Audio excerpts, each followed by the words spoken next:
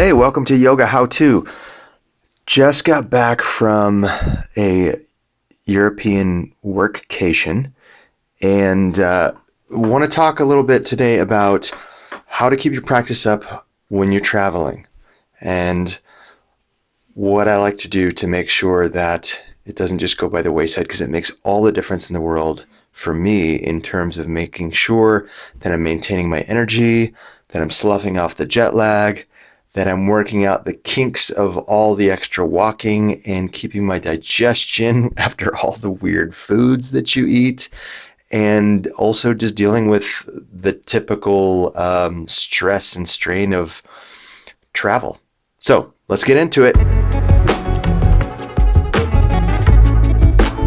So obviously there's nothing like being home, being on familiar grounds, getting into the routine of your practice. That's really where growth in practice is happening, when we're consistent, when we're in a routine. But it doesn't mean we have to sacrifice everything when we're on the road. And so one of the things that I love to do when I go on the road is check out the local fair and go to a yoga studio or two outside of my normal routine. It can be overwhelming, especially if you're going to more of a metropolitan city. Where I live, there's still even a lot of yoga. Colorado Springs is a pretend city. Hopefully I'm not offending anybody by saying that. It wants to be a city. I don't know if it quite is a city. That can be a conversation for a later time. But when you do go to a big city, there's even more choices. And I just kind of start with, number one, what's close? Number two, what time works? And then number three, I start to look at class description, title and description. And then also, to me, it can't be understated how important a teacher bio is. I don't care if you've been teaching for 20 years or 20 weeks. If you don't have a bio, I have no idea about what you're offering.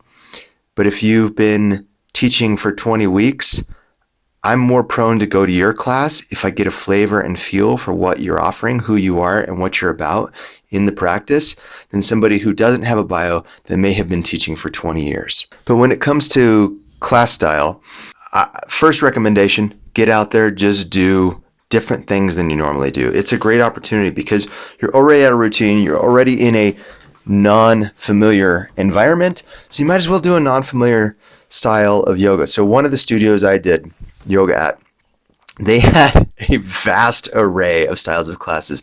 Here's just a few of their offerings: inside flow, creative flow, power flow, flow and release, hatha flow, hatha yoga, vinyasa, movement and play, katona yoga, geez, I can't say it, mindful yoga, core yoga, yin yoga, yoga nidra.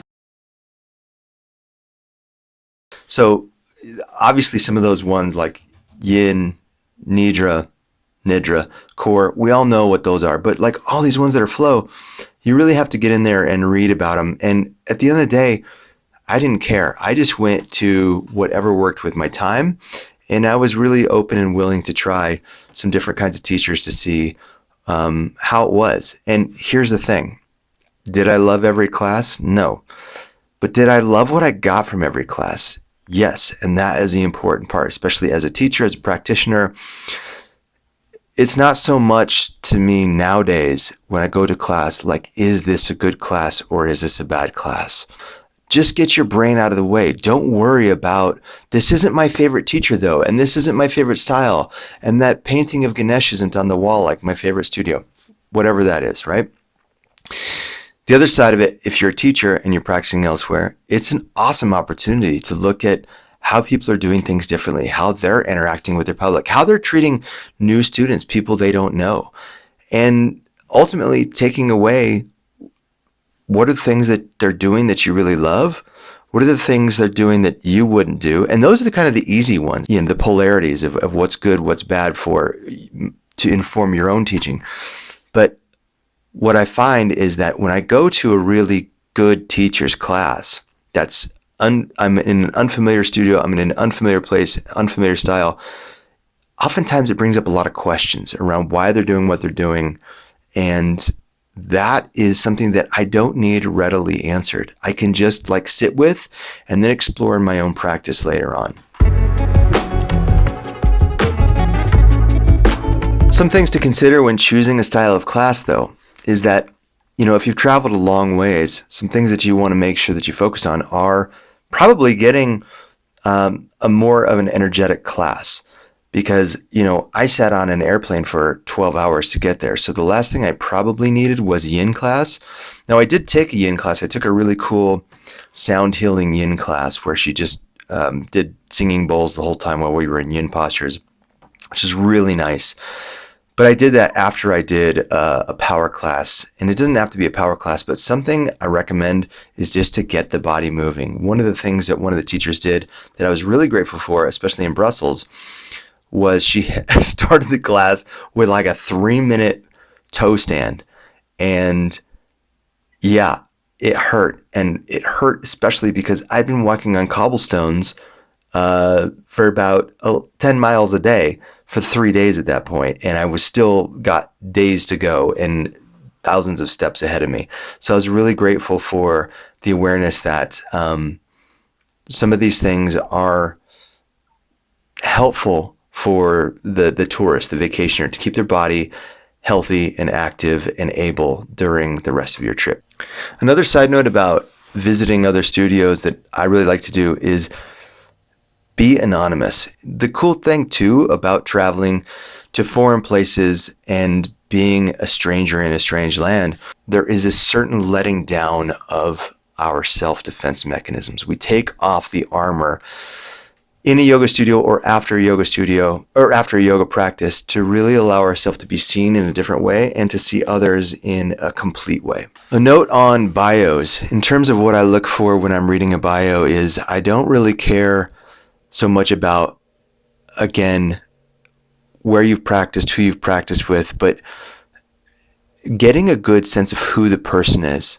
And I don't necessarily need it to be different, but just something that in the bio shows or shines through that is specific about what their intention is.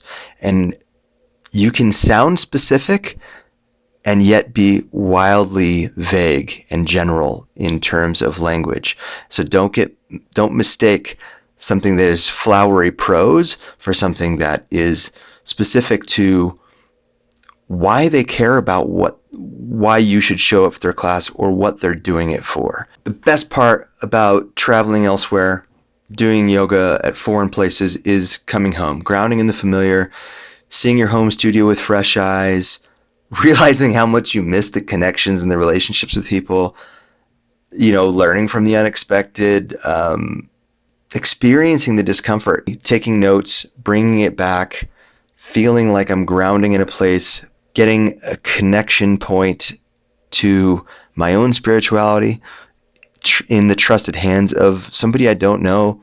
I tell you that, so many people in Colorado Springs, we're such a kind of a transient town with military presence. People are coming and going here all the time. One of the things we consistently hear, as even I have a student tell me this just yesterday who's moving away for their residency, she said, "You guys have really spoiled me and ruined me because it's going to be really difficult to find a place like Cambio anywhere else." And that is something I consistently hear. But where's your favorite go-to place when you travel? Do you like the corporate scene? Do you like local studios? Do you like trying there was one class in Amsterdam that was it was a full moon yoga nidra free flow cacao ceremony practice with optional psilocybin microdose. So I did not partake in that. No judgment on those who might, but let us know how you like to yoga when you travel. And if you've ever been to House of Yoga in Brussels, or if you've been to Swaha in Amsterdam, let us know in the comments. Give us a like, give us a follow. Thanks for watching. We'll see you next time. Oh yes, one more thing I want to mention. And most of you probably know this, but when you can't get to a studio, do the dang yoga in your hotel room. Here's my quick tip that I learned from my wife. Lay a towel down. Lay a towel down.